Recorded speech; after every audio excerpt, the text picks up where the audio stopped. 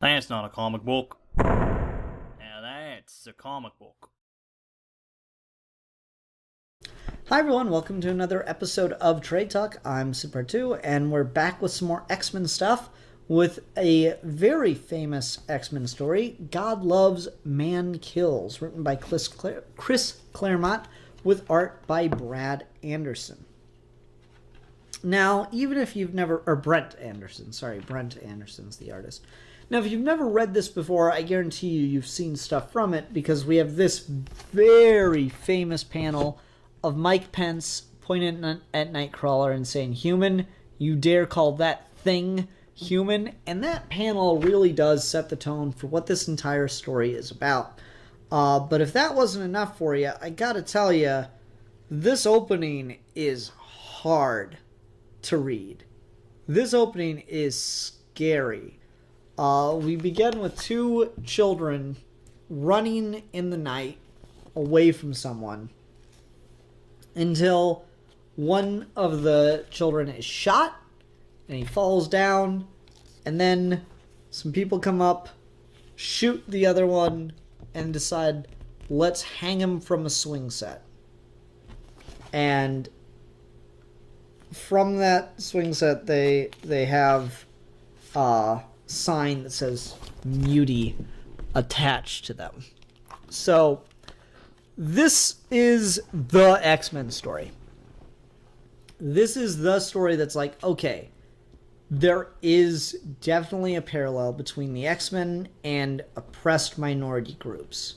That exists. This is the story that's all about that.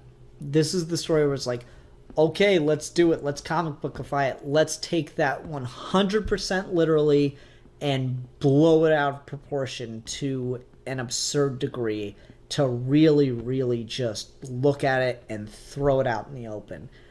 And it's pretty fascinating how it's done. So the X-Men in here deal with Stryker. The Stryker building, headquarters of the worldwide evangelical Stryker crusade. Reverend Stryker is the bad guy of this story, and he has got a crusade to, convince people that mutants aren't people. And he's the guy from the human, you dare call that thing human. That's Mike Pence. It's Mike Pence is Stryker. So yeah, he's got not only a public crusade, but he is working in private to try to eradicate mutants, working against the X-Men in private.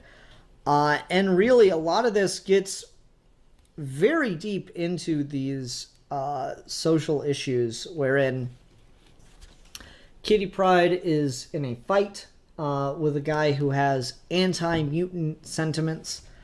Kind of gets in a scuffle with him, and one of her ballet instructors says, "With your training, you could have crippled Danny or worse. He'd have done the same to me, I bet. Come on, let's get you inside and cleaned up. How can you all be so calm? Didn't you hear what he said?" "They're only words, child.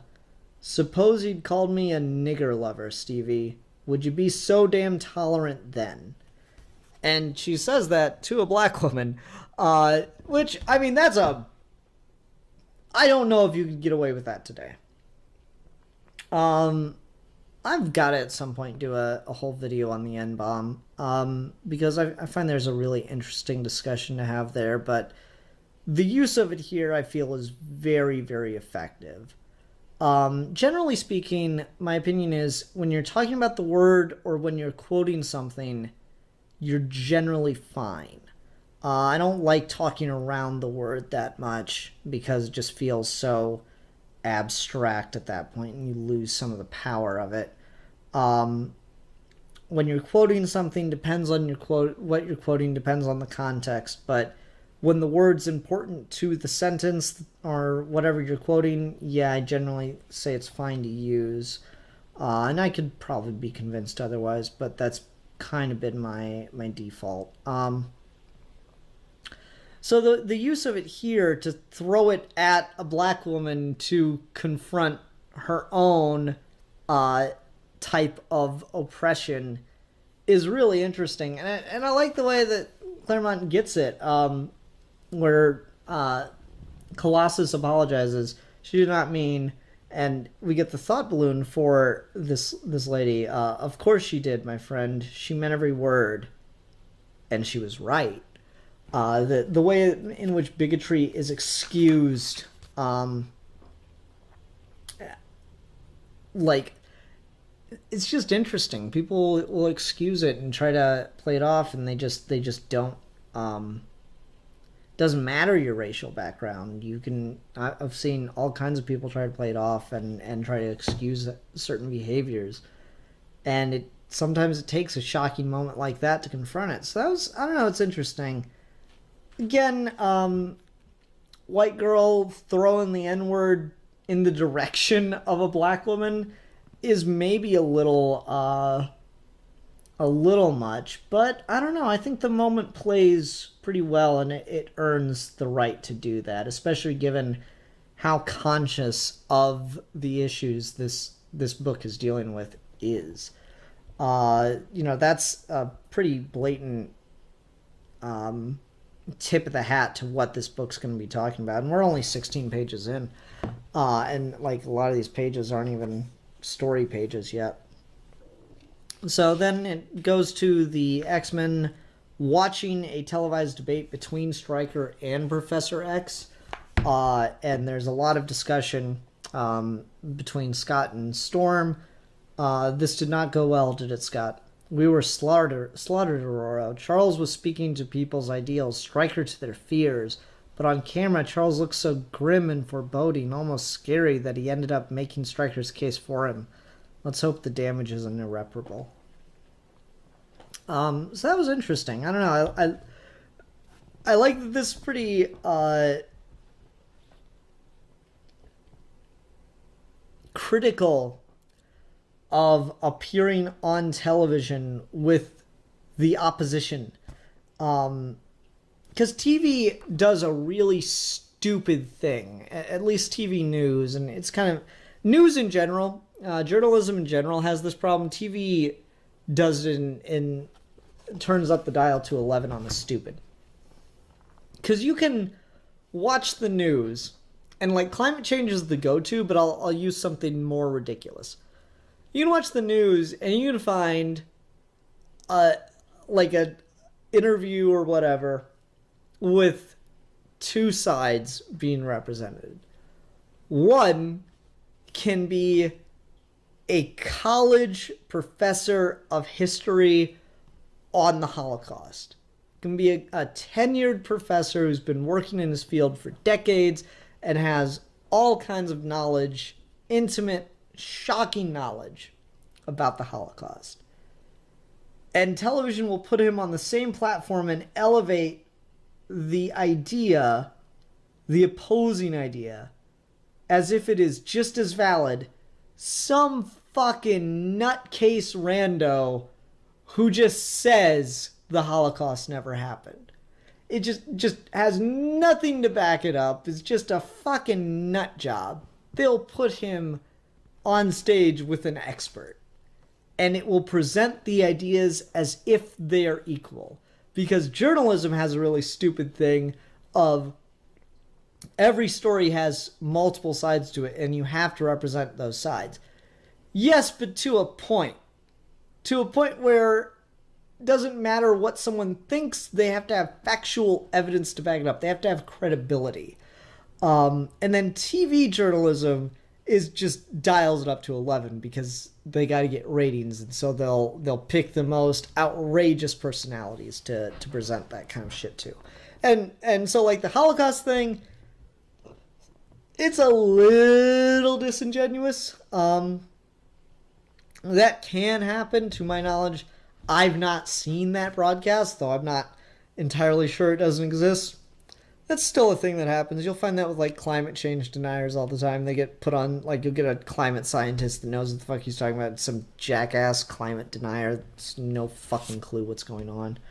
So yeah, that's an interesting little take, and I'm not sure how aware Chris Claremont is of what he's talking about there. But again, this feels like he put on his big boy gloves. He really thought this script through, and this is not like some accident that this story is deciding so abruptly to take these issues on. This was intended to be the X-Men story. This was intended to be the story that kind of tried to encapsulate everything that made the X-Men and do it with the social issue at the forefront. So thinking about the public consciousness power of television does seem like a really conscious decision on Claremont's part, and so I quite like that. Then we get a scene in the Danger Room, which is pretty fun.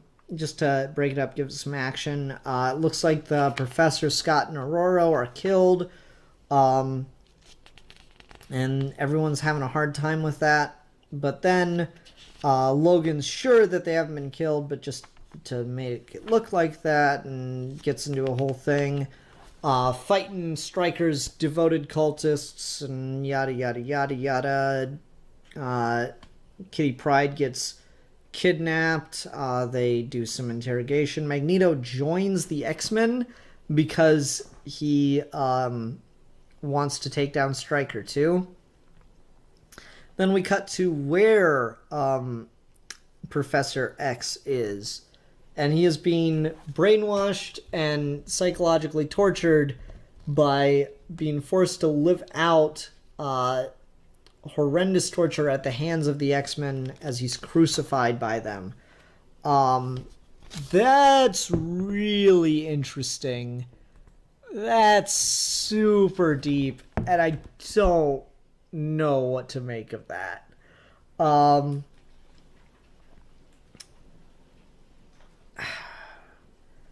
Does Charles see himself as a Jesus being crucified for his children? Or is that his greatest fear? Is that's what will happen with him? Or is it just because Stryker, as a villain here, is portrayed as a religious zealot? So when he crafts these nightmarish things for Charles to go through, he does so with religious imagery. Or is it all of the above? It's really interesting, really good stuff. Anyway, we go into Stryker's past a little bit. He had to deliver his son on the side of the road, saw it was mutant, and immediately killed his newborn infant son and his wife.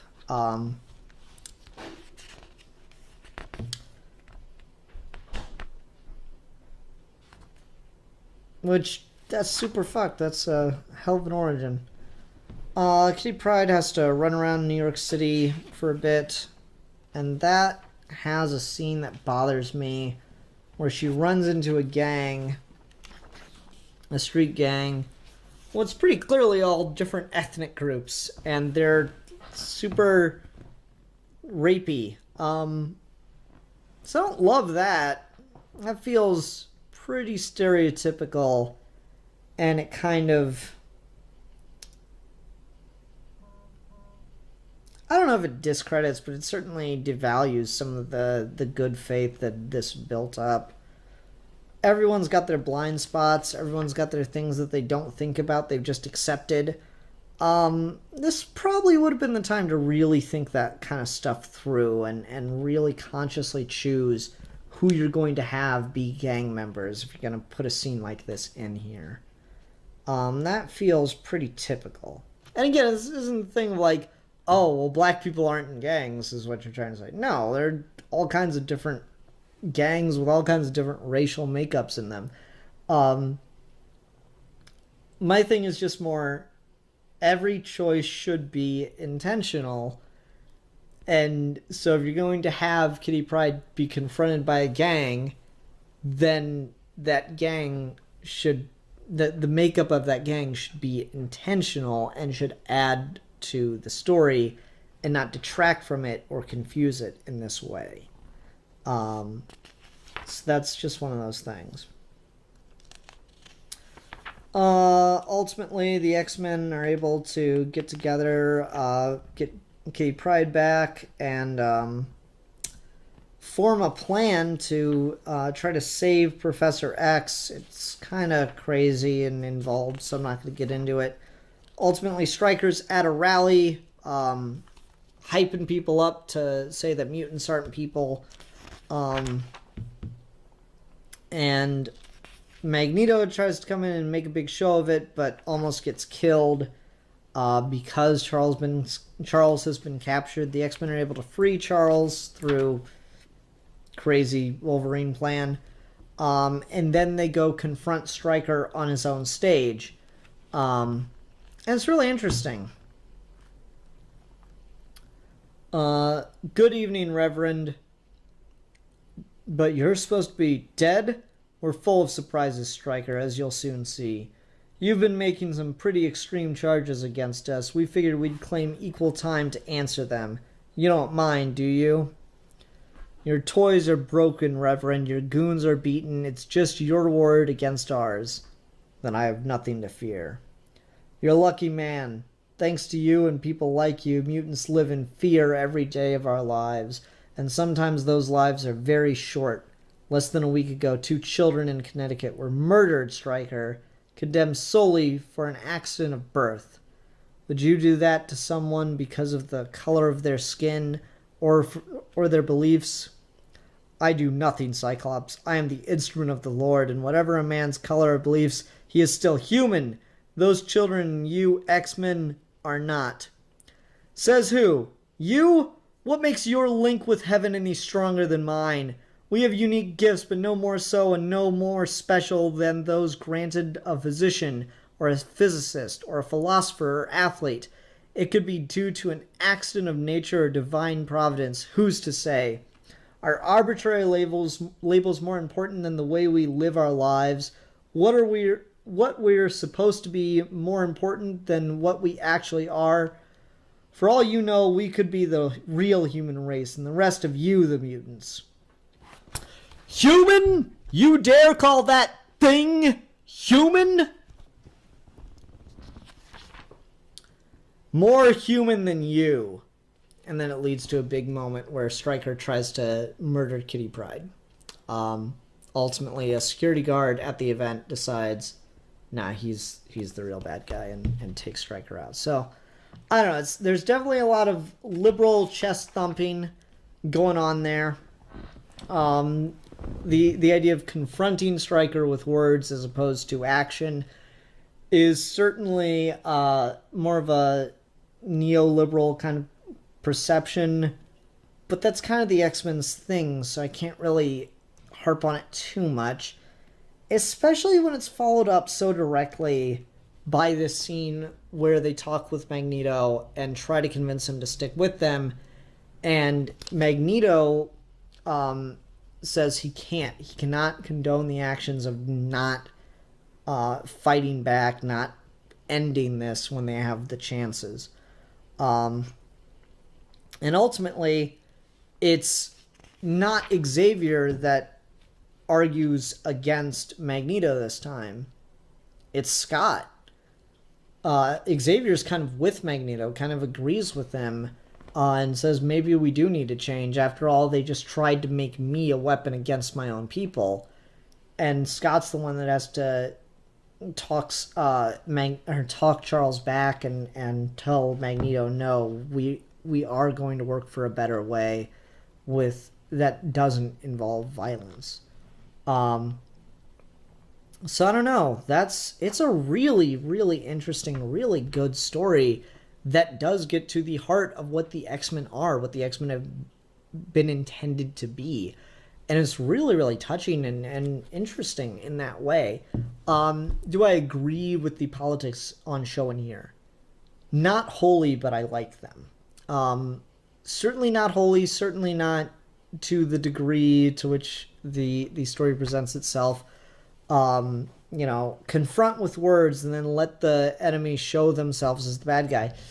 No, Stryker pulling out the gun there on Kitty Pryde that wraps him up and firmly labels him as the bad guy. That's a easy writer get out of jail free card. That would never happen. You couldn't confront Donald Trump on stage for all of his racism and bigotry and hope that he would pull a gun out and be show himself to be the monster that he is. He would much rather just bide his time, wait, and kill you, or hurt you behind your back.